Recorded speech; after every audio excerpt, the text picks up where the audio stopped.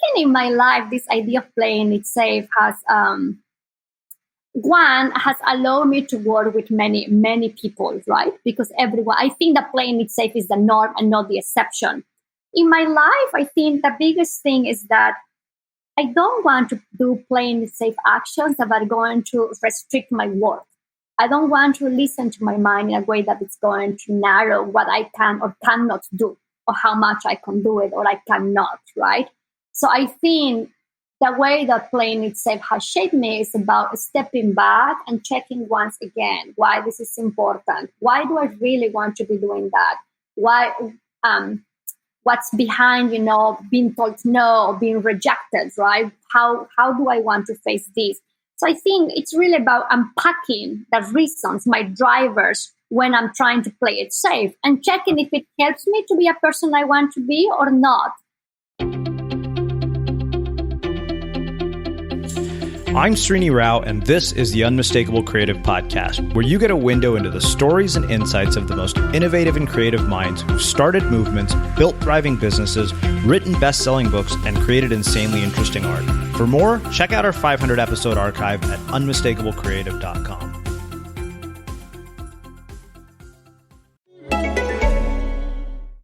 Upwork is the world's largest remote talent platform. Devs, designers, writers, strategists, you name it. Find, hire, and pay all in one place. Whatever skills your scope demands, Upwork is how.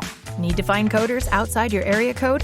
An SEO specialist for 6 weeks, or a designer through December. Pros available short or long term, one time or as often as you need them, and they're proven, rated, and reviewed. When you need in-demand talent on demand, Upwork is how. There's more to explore at HomeDepot.com. From furniture to home decor to bedding, shop online and save 10% with the code Unmistakable10. Plus, get free delivery on select items $45 or more. Visit HomeDepot.com for more info. Welcome to the Unmistakable Creative. Thanks so much for taking the time to join us. Thank you so much for having me. Super excited to be chatting with you.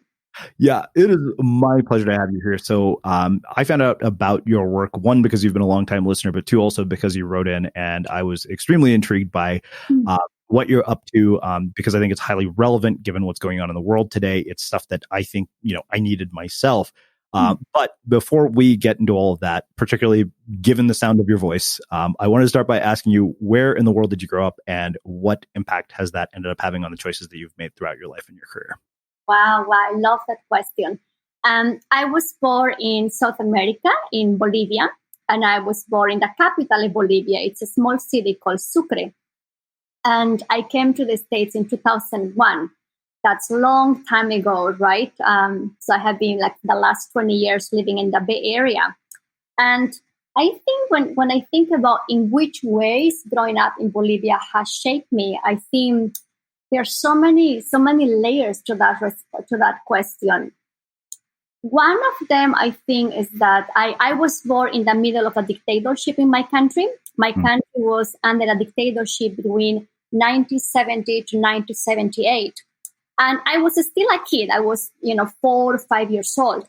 But at that time, it was very clear, like on Sundays and Wednesdays, we have to pick up food for everyone in the neighborhood.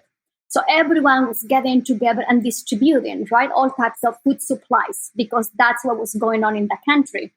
And I think that memory has shaped me a lot on the sense that the us is more important than the I. That together is more important than what I want for myself and by myself, right? And so I think that sense of community, it has been very strong in my life. And when I came to the States, I still, I'm definitely shaped by that. It just happens also that with that way of thinking more about us versus I was very shy with my work. I was scared about saying, well, but I think I can do this or that, right? So I had to overcome my own learning history and find a balance between realizing that the us is better than the I, but also that at times you do have to go into the I mode and say, yes, I can do this and I know that, right? So I think that has been one of the biggest influences I had coming from Bolivia and then coming to the States as an adult. So, I wonder in the culture in Bolivia, when parents are raising their children, like when they're being educated, what are the sort of predominant narratives about, your education and the role that it plays later in your life in terms of, hey, go do this as a career? Are they like Indian parents where it's like, hey, go become a doctor, engineer, or is it different? Like what do you, what is that like? That's another beautiful question. I love it.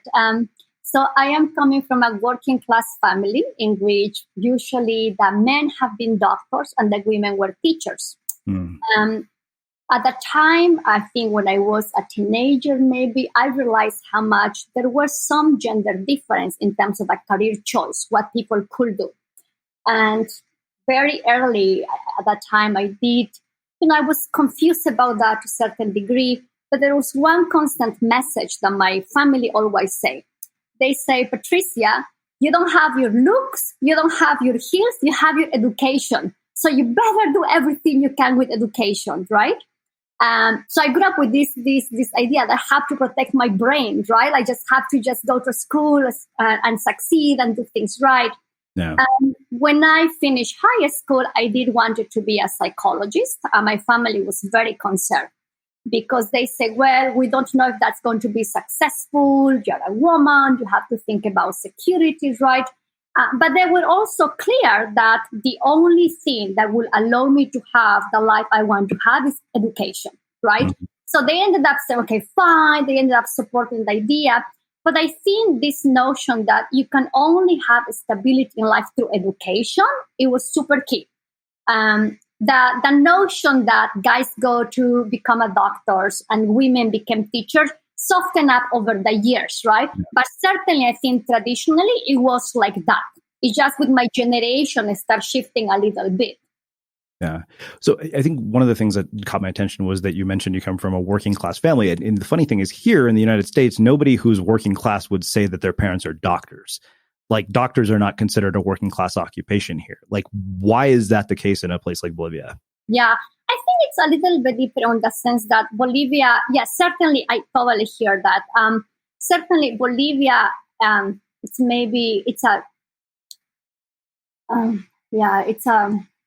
think in the 90s, Bolivia was one of the poorest countries, right? So the working class in South America, it's different than the working class in the States.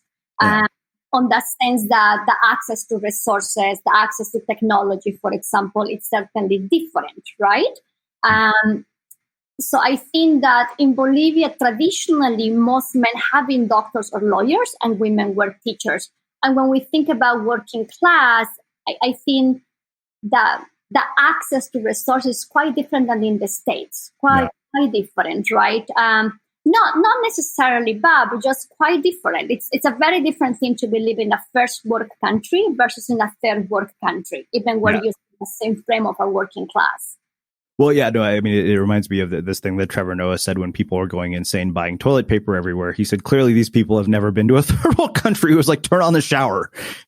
That's right. I think there's so many differences, right? Culturally speaking, the lifestyles, and really what you're pinpointing, what does it mean to be working class in South America versus what does it mean to be working class in the States, right? Yeah. I think you mentioned you're a mother, right? Mm-hmm. Yeah. So this is something I always wonder about immigrant parents. Like you grew up in Bolivia, you came to the United States. What aspects of culture have you retained and continue to instill in raising your son or daughter, as well as like what parts have you integrated from American culture? Like how do you have the balance between the two? That's a very I love that you asked this very, I think, thoughtful questions. You make me pause. I love that. I think the biggest thing for me has been really making sure that people we love, they know that we love them. My family has grown up with that. We're very affectionate people in so many ways, right? Physically, we're caring with each other. And I think at times it's easy to forget that because of the busyness of life, because we have stuff to do, right? Yeah. So I think my mom and my grandmother, they always say, make sure that the people that you love, they know you love them. Mm-hmm. And I think that is super important in a time in which we are living under extreme degrees of distress, at a time in which we have so much technology that we can be consumed by that that we may forget that what really matters at the end is the people that is with us, next to us. And that it's never enough to show how much we care for them, right? So I think for me, that has been a constant then, and it continues to be a constant now. It's something I'm always thinking, how can I show kindness and how can I show caring to this person that I care, right? Yeah.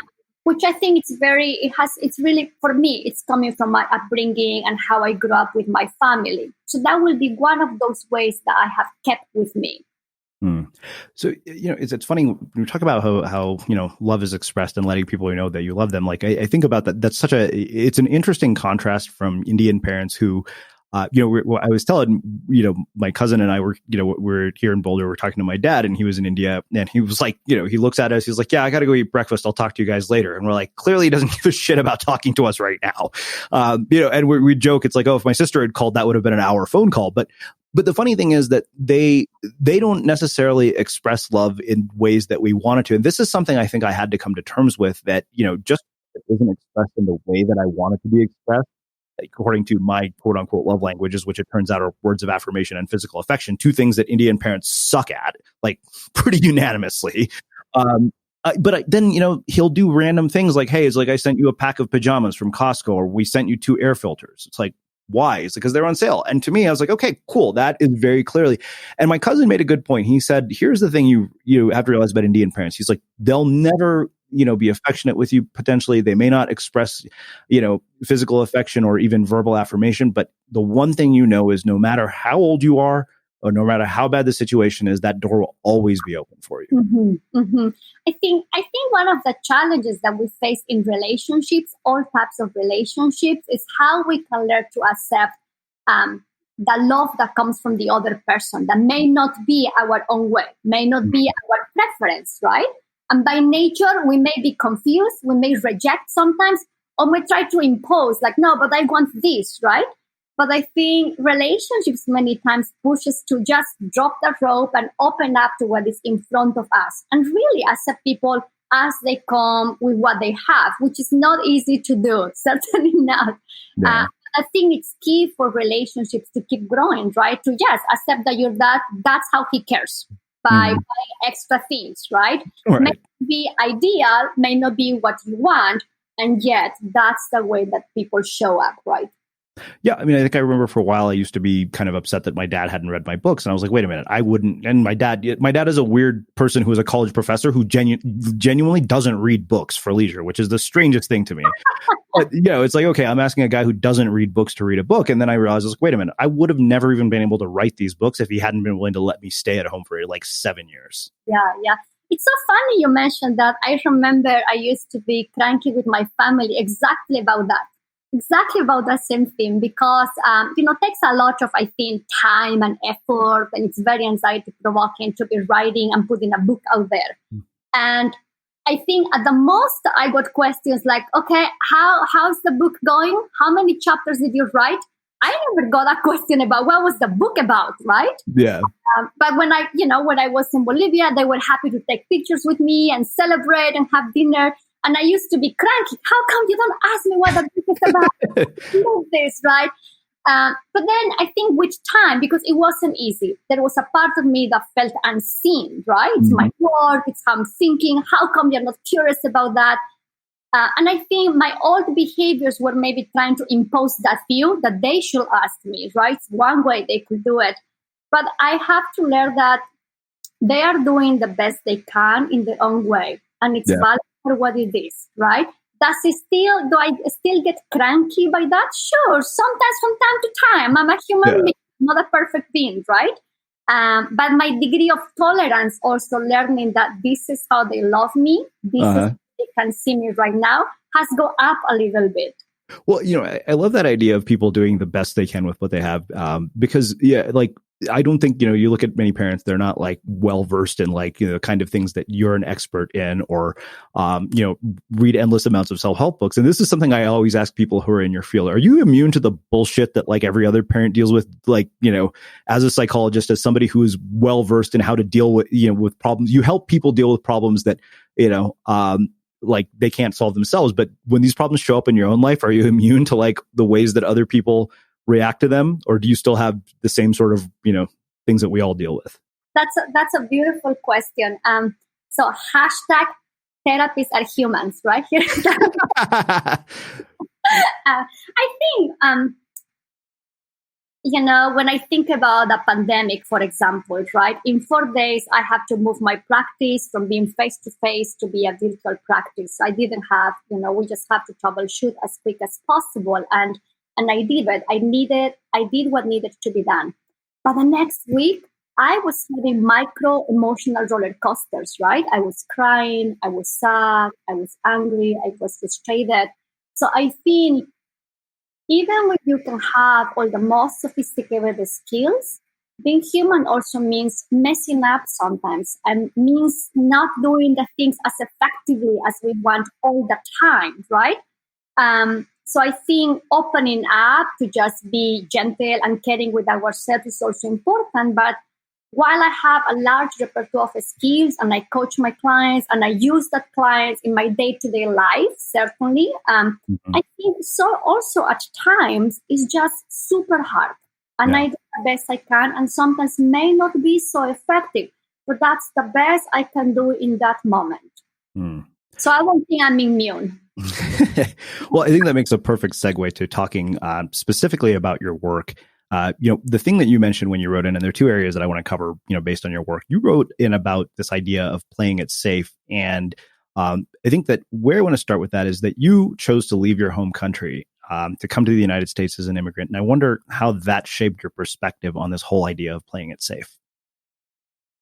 That's a great question. I think that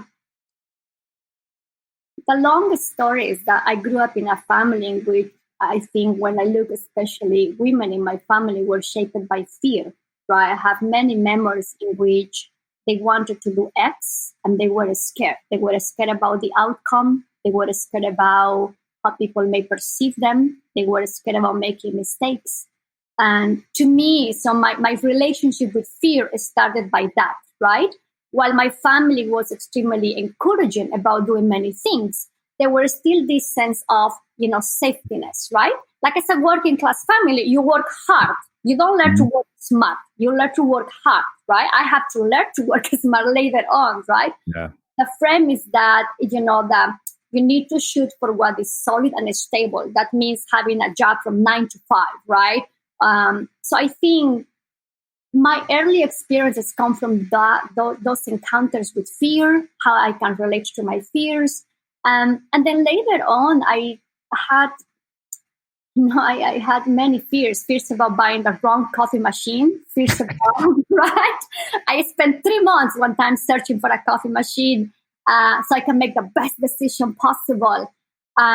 Fears about choosing the wrong partner, fears about saying the wrong thing in an interview, fears about not having proper English. So I think it's human to experience fear. And when we experience fear, our brain goes into this threat mode and we are going to play it safe sometimes.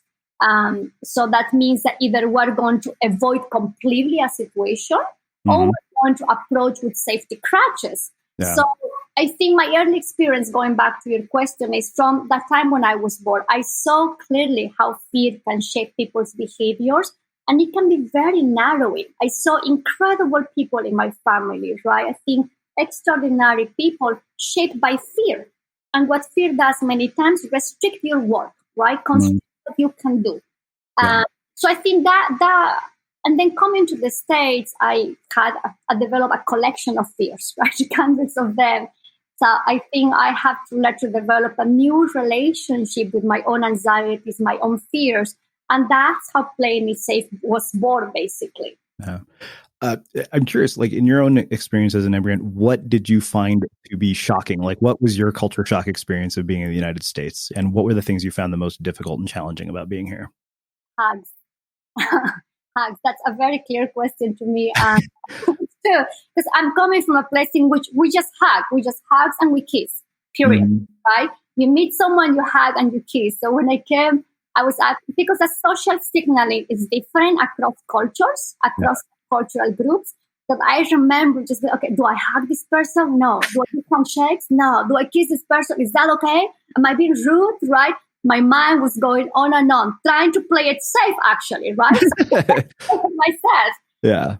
But that was one of the most cultural shocks. I think now it's less, right? Because I'm like, whatever, I just hug people. But I know at the beginning that was actually quite hard for me because it's the first encounter I have with someone and we just hug and kiss, right? So I had to pause and really, really, I think, overthink how I was going to respond. Right. Yeah. I think that when we would like when we came back from Brazil, I think all of our friends were like, this sucks. Nobody kisses you here. Nobody hugs you here. It's like, let's just go back. That's right. I think that was, not to be honest, that was one of the, I think, biggest cultural shocks that I had. I still remember that. And then the other cultural shock, although this is more like the immigrant experience, right? When I was in Bolivia, I had to study English at a college level, right? You grab the book, you know the grammar, you read this, you read that, right? You're like, okay, I can do this. And then you come to the country. And then what happens? People are speaking English, not from a book. You're like, oh my gosh, what is this? So all that slangs, all the idiomatic expressions, right? Mm-hmm. That was also very interesting because they're very cultural based, right? You cannot take them literally. Yeah. So I think that was also interesting to me to realize the gap between what educational institutions are teaching and that what we are teaching and what happens in life, right? Yeah. And there's such a contrast with that. So that was shocking too. Yeah. With the Home Depot, decorating your home is now easier than ever before. Start by heading to homedepot.com, where you can shop for everything for every room. Browse thousands of furniture pieces and decorative accents to fit any style. Explore bedding and bath linens, kitchenware, and small appliances, all at the right prices. Whether you're going for a brand new look or a seasonal refresh, or simply a few finishing touches, the Home Depot has all of the pieces you need. And the best part? Shop today and you'll get free and flexible delivery with easy returns. Plus, for a limited time, you can save even more on the styles you love when you use the code Unmistakable10 at checkout. Find exactly what you're looking for and more at homedepot.com/decor. Valid on select items online only. Free delivery on select items, $45 or more. Visit homedepot.com for more information. So COVID-19 has made all of our lives super complicated. It's changed so much from the way that we live to the way that we work. And there's so much information coming at us every day between news briefings and online articles. And if you have a family like mine full of doctors, even family Zoom chats. So figuring out what you're actually supposed to do in the workplace can be really overwhelming. Well, if you want to get safely back to work during COVID-19, there's an app for that. iAuditor by Safety Culture will help keep your coworkers and customers safe. It's a simple safety checklist and inspection app that anyone can learn within minutes. It allows you to do things like follow CDC guidelines, complete COVID-19 safety inspections, maintain an audit trail, and stay safe. There are hundreds of preloaded checklists available to download for free. iAuditor is the world's largest safety checklist app with more than 600 million checks completed per year. Visit safetyculture.com for your free checklist today. Again, visit safetyculture.com to download your free checklist today. So let's talk a bit more about this idea of playing it safe. You know, I just started reading this book called Bright-Sided, how the relentless promotion of, positive thinking is undermining America, which is a interesting take. And I think that, there's a sort of balancing act between, playing it safe and delusional optimism. I see people make decisions that I'm like, that's a terrible decision. Like, it's kind of like, oh, I'm going to go do this insane thing. And, I have no guarantee that it's like, I have no sort of thing to like make sure that if I fall, I'm not going to fall to my death. It's like, oh, I've never been skiing before and I think I'm going to start in a double black diamond. It's like, no, you're going to definitely hurt yourself if you do that. So how do you find the balance between, sort of playing it safe and delusional optimism? Because I think that, you can go from one extreme to the other and the other has really catastrophic consequences. Yeah. So I think, you're raising a very important question, right? One of the things that has happened, I think we have hundreds of books in pop psychology saying that it's all about being happy and it's mind over mood, right? That the way that you think will shape all types of things. And I think the challenge with that is there is this toxic optimism on the sense that we're supposed to be always finding the silver lining in all types of things and always having a positive thought. But our mind is not designed by that, right? If you think about neuropsychology, one of the things that we know is that the brain is a content generator and a pattern making machine. And it's coming up with all types of content, blah, blah, blah, chop, chop, chop, about all types of things, right? And that content also sometimes is yucky thoughts that we don't like, thoughts about being a failure, thoughts about not being good enough, right? So I think it's very, it's dangerous, as you're saying, when people go into this delusional optimism just because, they should do it, right? Or because there's the mind telling them that. The way that I think about playing with safe behaviors is that when we get afraid, humans were not wired to experience discomfort. We don't like to be in pain, whether that's physical or emotional pain. So we do everything we can to run away, right? We avoid. One example, when I am driving on the freeway and I see something that may look like a dead animal, I don't look too much. I don't close my eyes because I don't want to have a car accident, but I don't look in what may seem a dead animal. And that's not a form of playing it safe because I'm avoiding, right? Yeah. The challenge is that no one teaches us when is effective to play it safe and when it's not, or how often we do it or when we do it, right? Every human being, we are going to play it safe, right? We try to not make a fool of ourselves. If we are going on a date, we are trying to create a good impression with a person, right? Or you're trying to make the best decision when you're buying a coffee machine, right? So I think it's natural, but we have to learn to distinguish when it's effective, when it helps us to be the person we want to be, when it's consistent with our values, and when it's taking us far away. So these ideas of just going along with these thoughts about mind over mood, right, can be actually quite toxic and not very helpful for people, as you're saying, the delusional optimism. Yeah, so I wonder, what role you think that, sort of the culture of pop psychology, social media, I mean, hell, even shows like mine have, played in perpetuating this narrative of, I'm amazing. And I've shared this story before. Like I had a listener who wrote in once and said, I'm really sorry, but I can't keep listening to these. These people all seem amazing and they make me feel like shit about my own life. And I was like, I can relate. I was like, they're all more amazing than I am. So, And so I think about that a lot, particularly with technology, social media, where everybody's life looks more epic than yours does at every moment, And so I wonder, as a psychologist, like what role do you think that this has played in perpetuating this delusional optimism problem? I think the problem has been a historical problem, at least in the States in the 90s, right? The culture of pop psychology has grown up, right? The amount of books, that self-help books that people are reading that were not too much based on behavioral science was, it's really, really a high number, right?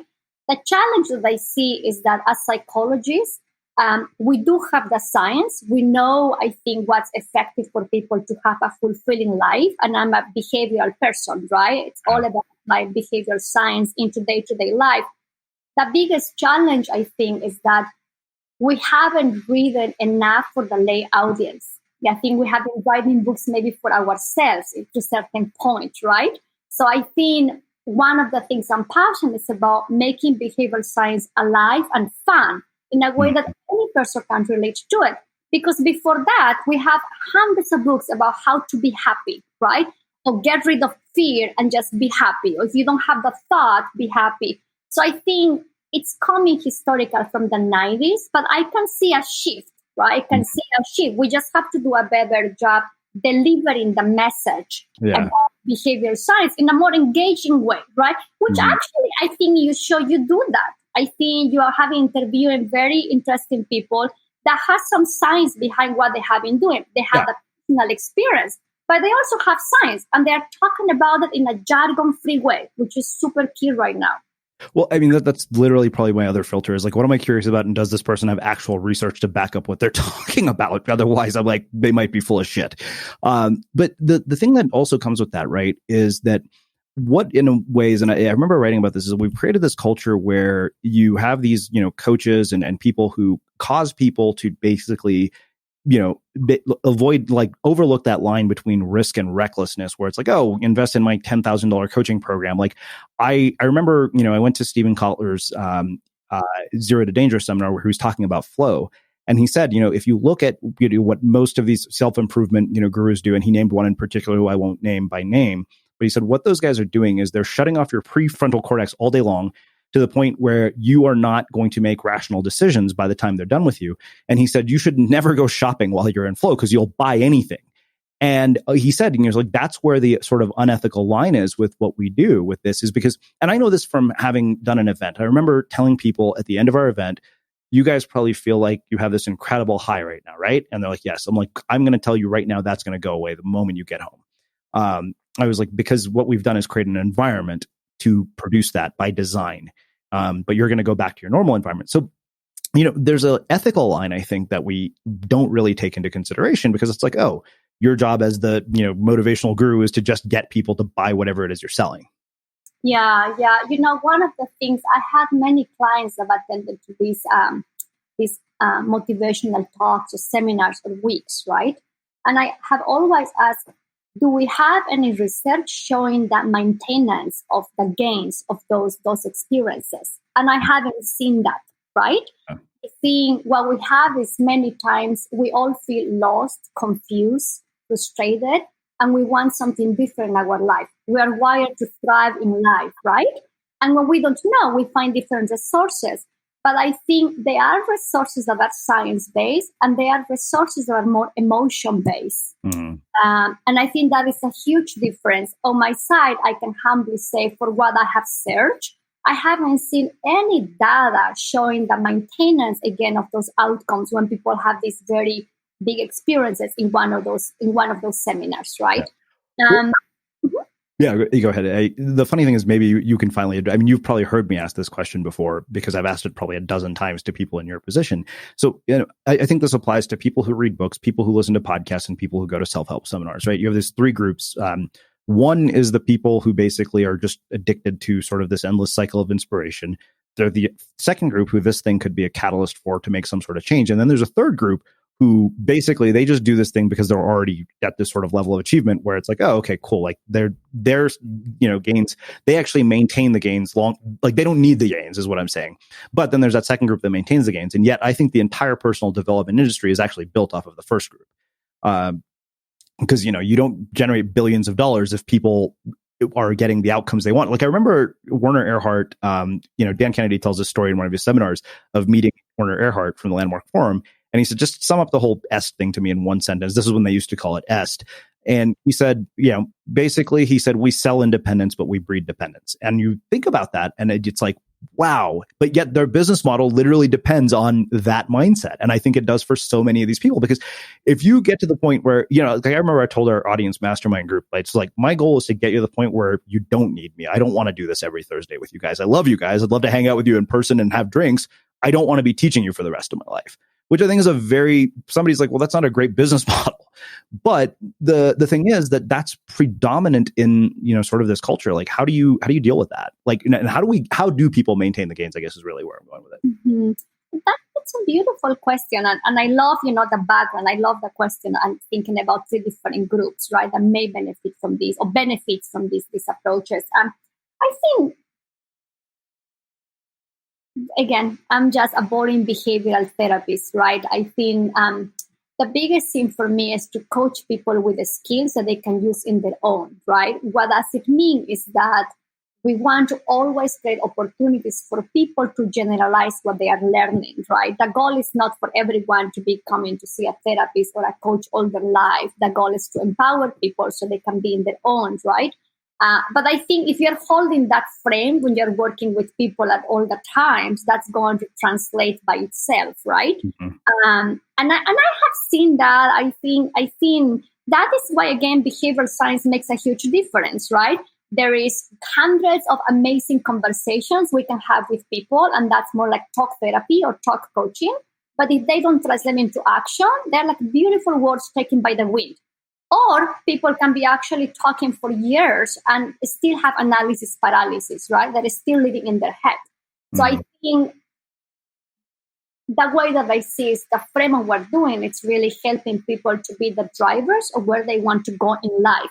Helping to figure out what matters, the person they want to be, how they want to show up to relationships, and unpack with them all these blocks, whether it's a thinking block, a feeling block, and then you coach them how to use the skills, you practice that, and they can do so much more in their life, right?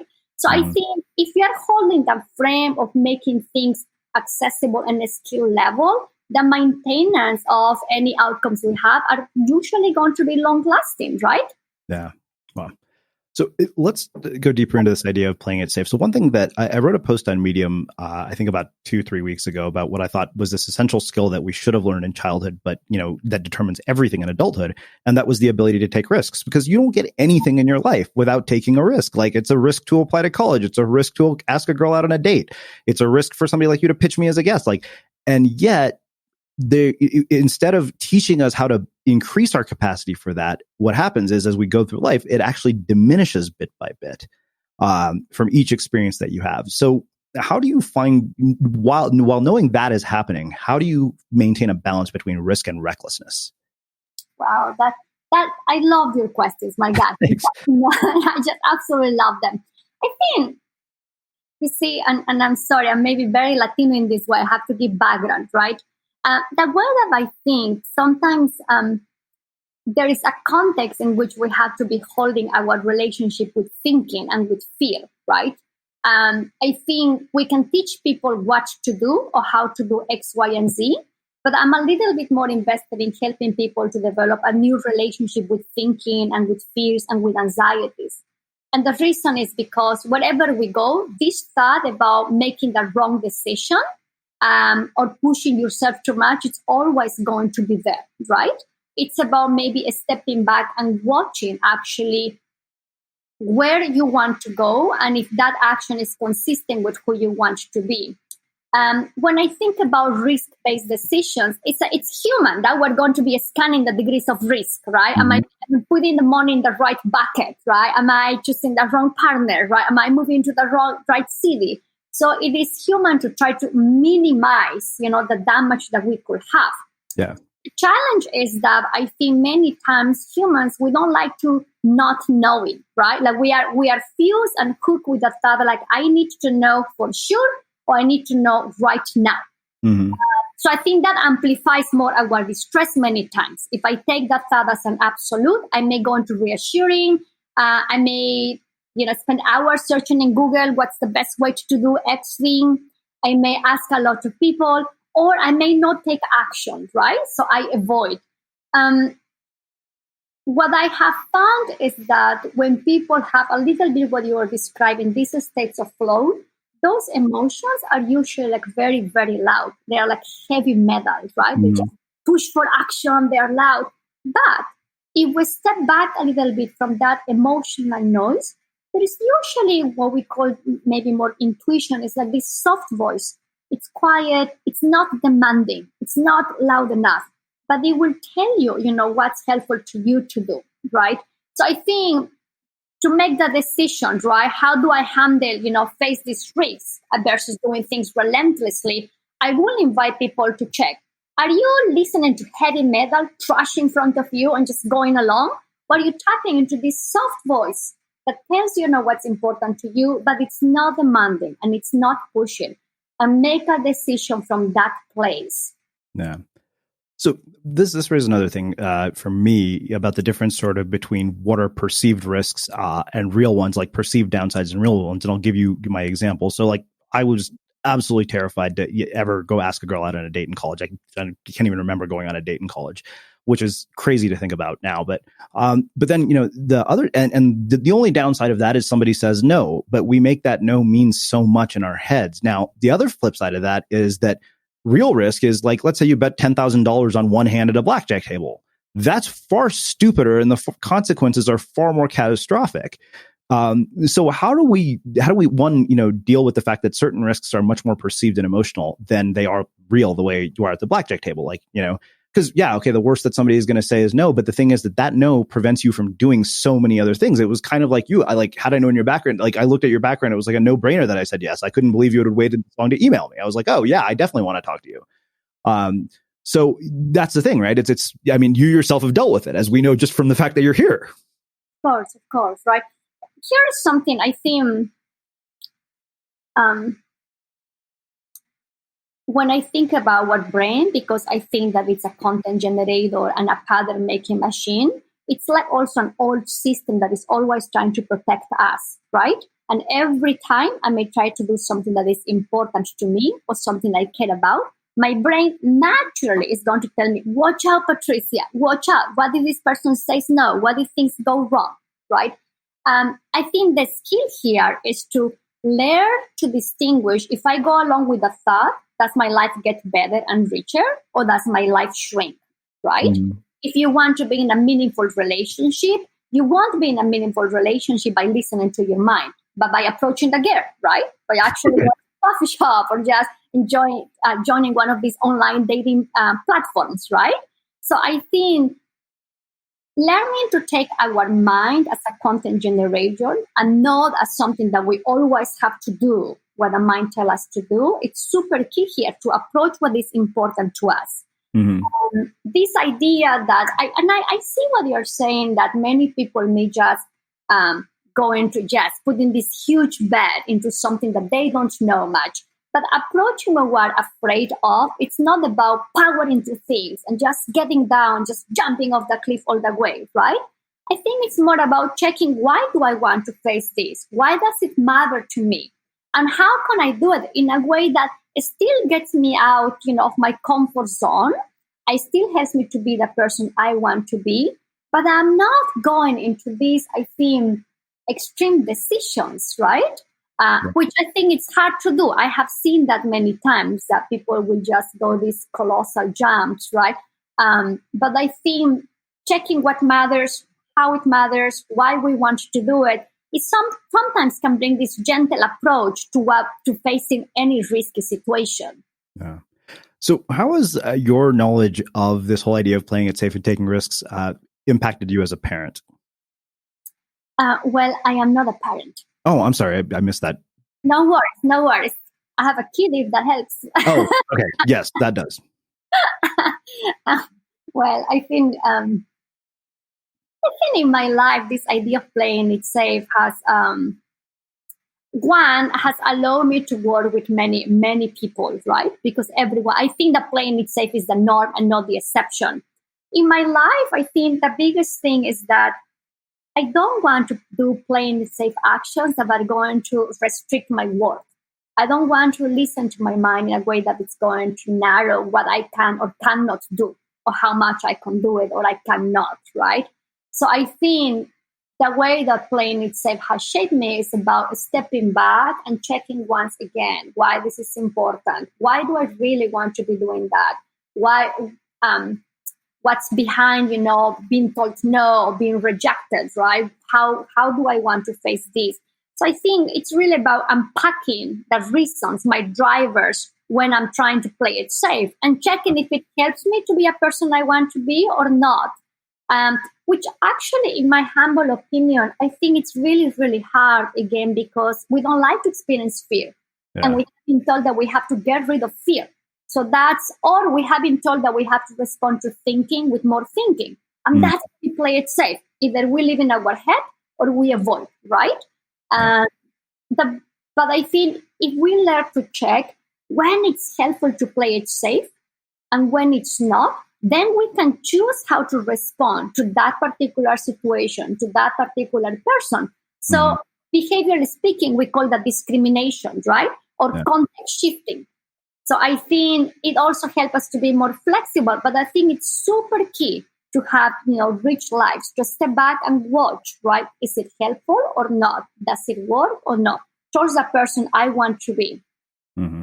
So I guess, one thing I wonder, if kids naturally, particularly when it comes to creativity, don't play it safe. Like if you ask a kid to draw you a picture, it's like, oh, cool. I remember going to a friend's house and her kids were, 3 daughters, first they drew all these crazy pictures and then, they made just a giant amount of noise in the living room. And she's like, oh, they're putting on a show for you. I was like, you guys do this every night? I was like, holy shit. Yeah. But the thing that I wonder is what you would say to parents who are listening to, make sure their kids don't lose that sort of creative risk-taking capacity. Because that's one thing, I had a college student who emailed me, just I think Sunday saying, hey, how do you find the courage to pursue your ideas? And I was thinking to myself, well, I don't have the courage to pursue my ideas. I just do them because I think that there's this delusion that people who pursue their ideas have sort of unquestionable courage, and that is far from the truth. So yeah, I guess, in a kid who is, probably inevitably going to lose that through the conditioning we get from school, where we're taught that there's something wrong with the wrong answers. What would you say to parents to, ensure that they don't lose that, or at least retain some of it? Yeah. I think it depends on the parents' values, right? The one thing I talk with my clients, and certainly I practice this, and that's for parents or for all of us, is to practice in curiosity workouts, right? Or uncertainty workouts, on the sense that in the long term, in order to, I think, have a fulfilling life requires us to approach and to experience and to be curious about the world. We cannot do that if I get trapped on the thoughts of, I need to do things right, I'm too scared, I cannot do that. So I think teaching kids that they can have all types of no's and still have a bias towards action is super key. One way to do that is by really doing this mini exercise of curiosity or uncertainty, right? Like you can flip a coin, for example, and say, okay, if it falls on this side, we will go to that restaurant or to this other restaurant, or we will do this project, right? But it's really about approaching uncertainty and building that as an exercise, right? Which many times I do, right? I like to take off to the street and say, okay, where do I go? To the left, to the right? And just approaching things without a rehearsed plan, even though the mind may tell us all types of things. That will be one way in which we can continue to cultivate these curious behaviors, which, again, I think life requires us to be flexible and to constantly be adjusting, right? We move cities, we move relationships, right? So I think if we get too stuck into our mind tell us, we don't develop behavioral flexibility. Mm-hmm. And without that, it's a really hard way of living life if we cannot shift, from situation to situation. But to shift from situation with situation, it's super important to be curious and see what comes with that, right? Mm-hmm. Yeah. And which is a skill to develop. Well, I think that makes a perfect segue to the other part of your work that I wanted to spend some time talking about. We live in sort of this productivity obsessed culture. I know because I fuel some of it with my own work. Like I've written books about this. I write articles about this. I read books about this. And you're in Silicon Valley of all places. That was one of the things that struck me from your website is, you're basically getting people off of this sort of, high achievers who are addicted to accomplishment. And I realized at a certain point, I think that none of my accomplishments were ever going to lead to just everlasting happiness. And we'll get to that in a second. But where do we how did we get here? First of all, I think that's more important to provide the context of how do we end up in this situation where, we've built this culture of overachievers, kids whose lives are overscheduled in schools. It's like we're breeding, future, like Elon Musk's instead of raising kids now. Yes. I think, I didn't grow up in this country, right? I came to this country as an adult, right? And certainly I can tell you that where I'm coming from, the driver is not to be excellent. The driver is to just connect with others in many, many levels, right? So I think for me, when I came to the States, I didn't know the degree of competition that people may have, right? Even going to grad school, everyone is super brilliant. Everyone needs to just tell you how brilliant they are sometimes, right? But I think you're right, that there is a whole culture that has developed around excellent and only doing things that you are good at and do things right and perfect, right? For what I see, it seems that has come also with this culture of always emphasizing productivity in organizations, right? It's all about automatization and being productive, which of course is going to help us in our day-to-day life, in our day-to-day operations, right? However, I think the skill that we have been missing is teaching people when that's effective and when it's not. When I think about holding on to perfect standards, I think that there is nothing wrong with that. In fact, doing things right and perfect feels good many times. We get a kick from doing it. Do you relate to that? Of course, yeah. Right? So it feels good. The challenge is that it also gets reinforced by others, right? Mm-hmm. But if we apply that metric to every single thing we do, as it has been prescribed by culture right now, that's very painful. So I like to talk so much more about harnessing the power of having high standards, harnessing the power of doing things right and perfect in certain contexts, and learning to do good enough in certain other contexts, right, for some tasks. But I think this dilemma in a time in which everyone is shooting for excellence and perfection and gets reinforced more than telling people don't do that, because I know my clients won't listen to that. They will tell me, it actually works if I'm doing this right.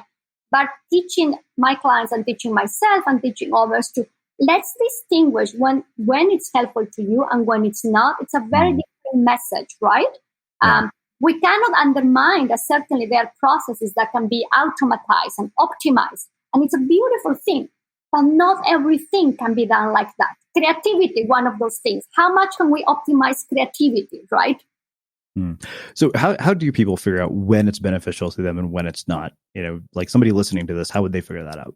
I think the biggest thing is when we think about values. I practice from this approach that is called Acceptance and Commitment Therapy, ACT. I don't know how much you have heard about it, but ACT is bringing to life contemporary behavioral principles integrated with mindfulness. If I have to summarize in a nutshell what ACT is, it's all about inviting you to figure out what matters to you, your personal values, invites you to take action towards those values, and it also invites you to take with you all the yucky stuff that comes when you're doing what matters. So how to teach people when it's effective, when it's not, it's about really looking to the values, to the personal values, answering to yourself questions about who do I want to be in this relationship? Who do I want to be in my career? How do I want to be as a partner? How do I want to be as a father, right? There are things that we're going to do in life that are going to help us to be that person. They are going to help us with that legacy. There are things that we do that actually take us far away, right? So when thinking about having high standards or the perfect behaviors, sometimes that's going to be helpful because I care about the project. I want to do it right because I care about that project. Other times, if I am cooking at home and I'm chopping the carrots, right, and some of them are more perfect than others, may not be so helpful, right? So I think, but the way to distinguish that is not so much by the outcome, what I want, but it's about checking what's important to me, what's driving this desire to do things right and perfect, what's the value there, right? And within that, we're always thinking about values as ongoing actions, like being caring, being affectionate, right? Because we're always working towards that, to becoming the person we want to be. So that would be the criteria, not by the outcome, but by the value, by what is important to you. Yeah. So, as you were saying that, one of the things I couldn't help but think about was we had this journalist named Will Storr here who wrote a book called Selfie, and one of the things he said is that, we have created this culture in which we're, taught to believe that if we are not, Oprah, Steve Jobs, or Beyonce, like our lives are failures. And he said, and this is an incredibly toxic thing that comes about. And it made me think back to the beginning of our conversation where you talked about this idea of us and I, right? So what I wonder is, obviously, this is something I've spent a lot of time thinking about, particularly in the context of the situation we're in now, is that, self-interest obviously drives achievement. Like if we didn't have self-interest, none of us, we would just sit on our asses. But the thing is, like we've seen also, I think, the consequences of what happens when you basically move self-interest to the point of diminishing returns. So I guess the question that comes from that is, how do you have this combination, or how do you have the coexistence of fulfillment and ambition? It's a beautiful question and very, very personal, right? Sometimes I have wondered that about myself as well, right? I think I have a three-part response, and let me see if I can elaborate this, right? it is true that many times when we see people having these outstanding lives or outstanding product or outstanding service, our mind is going to compare ourselves. Oh my gosh, they do it better than me. They are better writers. They're better this, right? It's a natural thing that the brain is going to do because the cavemen have to do that, right, to survive. So it's an evolutionary process to compare ourselves, but we don't have to act on that, right? So I think when we are clear about why we do and why it matters to us, we know that it's not about being like Steve Jobs or being like an Oprah, right? We know because it's something that we care about and you just want to leave your own legacy and you are okay with that, right? But I think that takes time, takes a lot of, I think, checking again why I'm doing this. There is nothing wrong with our mind coming up with comparison thoughts and jealousy thoughts. I'm the first one. Oh my gosh, this author, he writes much better, right? It's human. It's human. But I can choose how to relate to that. And if I check again why it's important, what's my value in this project, I will be okay because I am committed to the process, not to the outcome. I'm committed to what is in between. So that will be the first part. The second part in terms of how we can handle with fulfillment and ambition, that's I think maybe more complex question. I sometimes have asked myself, am I being too ambitious about the things I want to do? And today, my response may change in 5 years or in 10 years. We'll see what happens. I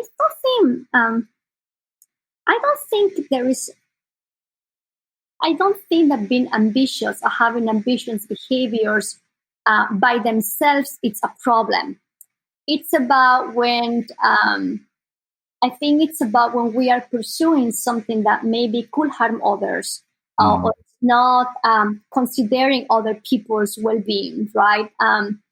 I think there are ways in which can still be ambitious and we can learn to cooperate with others. It doesn't have to be something that is just all about us, right? Now, again, this may change, or may remain the same this response in 5-10 years, but I think it's okay to want more.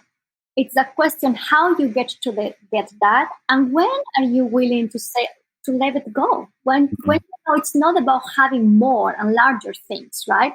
It's about, okay, this is what I want to post, and I think it's going to be very different for each person, right? Yeah. But by nature, sometimes, yes, like I am the first person that I want more about certain things, right? And I, overdo certain things, maybe more in the past than now. That's not necessarily wrong, but it's if I don't learn when to drop things and when to pause, that's when it becomes dangerous. But I think, so I don't know if I'm answering. Yeah, no, absolutely. This is a question that's been really on my mind a lot lately because I think more is sort of our default. In fact, I just finished reading a book called The Molecule of More by a guy named Daniel Lieberman. And this is apparently all about dopamine. He's like, we're just hardwired to be this way. Like, he's like, you're not going to stop because that's just human nature. It's chemical almost. And, the interesting thing is that one thing I think we've lost sight of is what is your definition of enough? Like there is no idea of enough. Most people don't have that. But the thing that I have been sort of, as I've been kind of going through this in my head, and just, from the experiences of the last year, like I think the whole time I lived in San Diego, I was like, oh, the reason I'm depressed here is because I'm not in a relationship. But what I started to see in the last 2 years, it was strange because I wrote it in my own book, at the end. Sometimes I think we write what we need to learn, but was that it was kind of like, okay, I think particularly in American culture, there's this sort of idea that we're going to find this one thing when we finally get it, that's going to be the thing that finally makes us feel whole and complete. And what I realized was that if you have a portfolio of things that add meaning to your life, like a diversity of them, if one of them is out of balance, then you're not going to be nearly as affected by another one. And I got this actually from Jenny Tates, who said, she said, like, if you're a person, if you're everything, which they can't be, that's like betting it all on one risky stock. And I kind of said, okay, let's take that out of the context of relationships and apply it to life at large. Like we have a model that could finally pull us off of the sort of hedonic treadmill. Mm-hmm. One thing that comes to my mind, and thank you for sharing that, there is a book that I read years ago. I think it's called Company of One by Paul Jarvis. Yep. He was a guest here. Oh, was he? Wow. It's a classic, right? But that book is really questioning, right? The idea that more is better. Now, I can tell you as an immigrant, right? I remember the first time when I went to Costco, I couldn't believe. I'm like, oh my God, what's this place? I was like shocked, right? And there's another time when, of course, I'm trying to hang a picture in the apartment. So I go to Home Depot. I just needed maybe 5 nails. And I asked the person, where can I get some nails? And they say, oh, go to 5. Oh my God, I was like 100 types of nails, golden heads, silver heads, this one. I was like shocked because the paradox of choice, right? Yep. But also this idea that more is better, I think it really reinforces this pursuit that we need to have X to be happy. If I have this, the White House and the dog and this, it will be okay.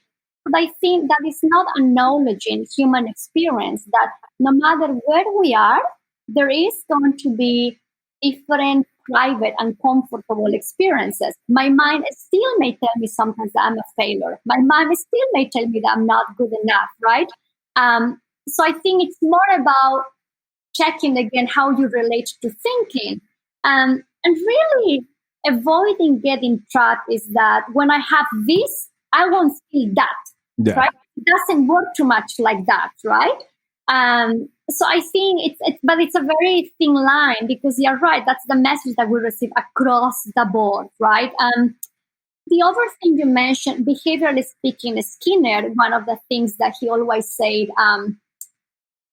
he was a very progressive guy for his time. When we think about Skinner and behaviorists, most people think that it's, uptight people, very rigid and with blogs, right?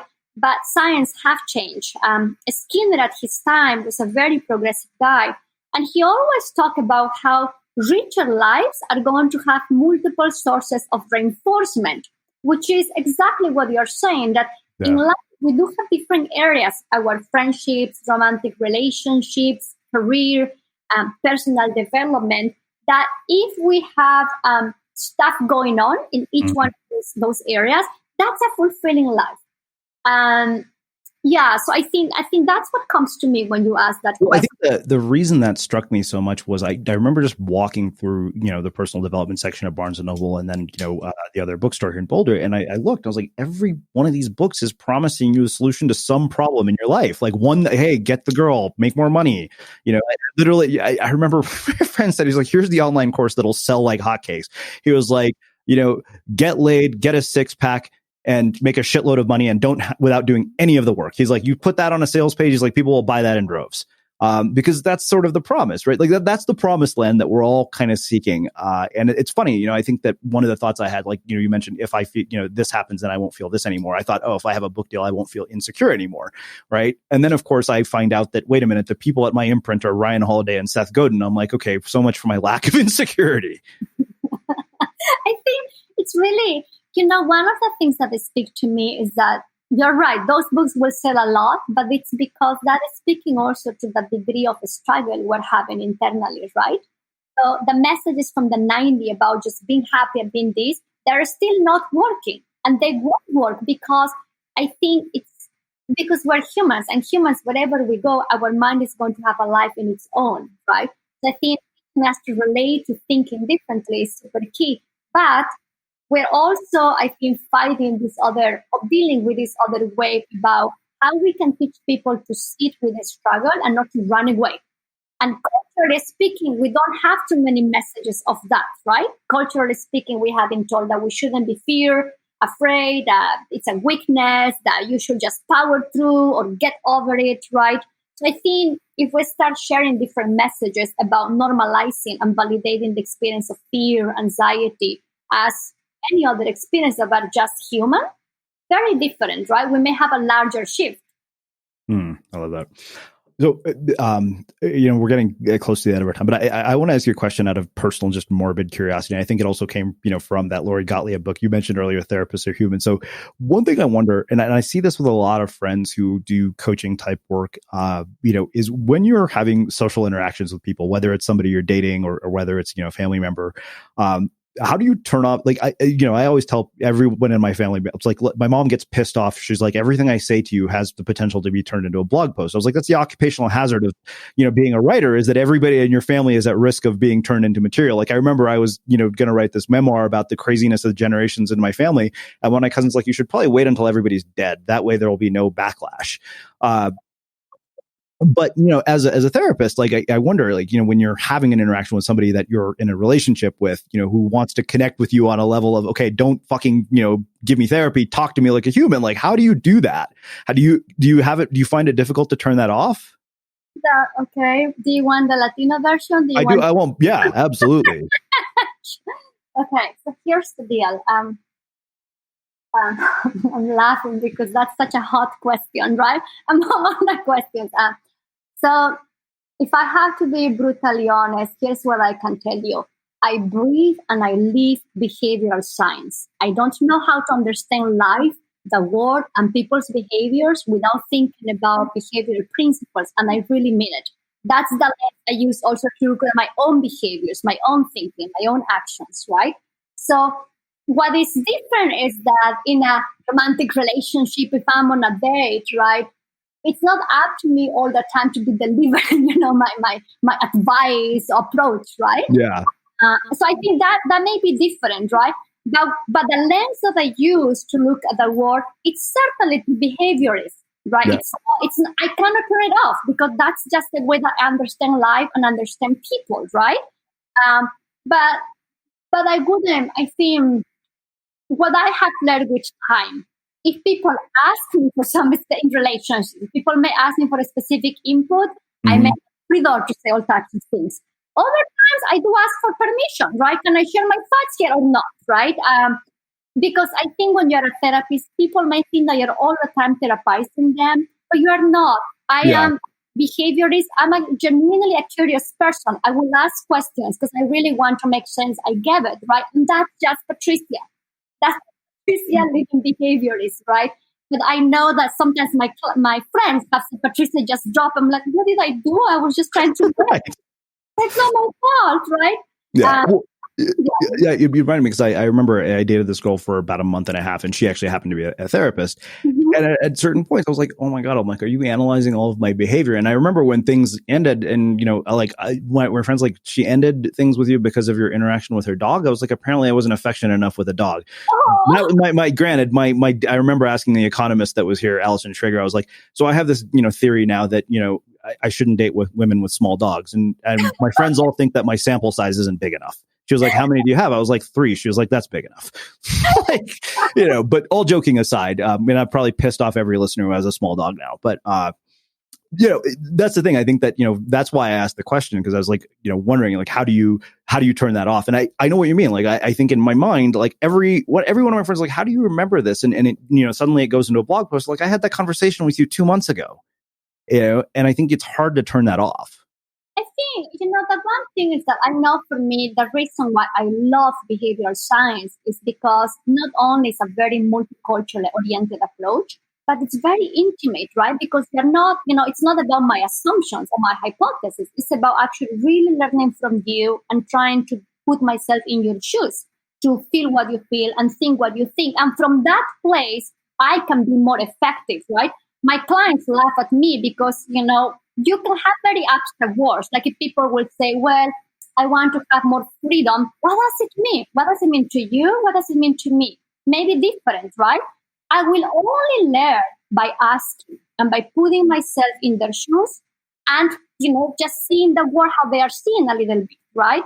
So to me, that's very sensitive. That's very unique. That's respecting a person's experience. And that's very appealing from any other approach of doing therapy. If I have, hypothesis thoughts, of course, I will bring that to the table. It's very transparent. But in reality, I know that this is the way that I approach my life. I have curiosities. I may ask 100 questions, right, until I get it. So I don't think I can turn that off. That's for good or for bad. Wow. Well, this has been incredible. So I've just so enjoyed talking to you. So I have one final question for you, which I know you've heard me ask. What do you think it is that makes somebody or something unmistakable? I think it's pursuing what they care about. And taking with them all the noise that comes under their skin when they are doing that. I think that's an amazing way of living life. Amazing. Well, I can't thank you enough for taking the time to join us and sharing your story and your wisdom and your insights with our listeners. This has been just phenomenal. Where can people find out more about you, your work, and everything that you're up to? Well, thank you so much for having me. You are such a great interviewer and a fun person to talk to. And I absolutely love your podcast. Super cool. Thank you very much. I have this website. It's called thisisdrzee.com.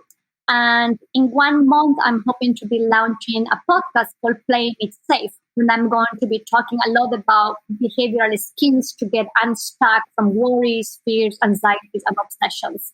Those will be the 2 ways to find me. Very cool.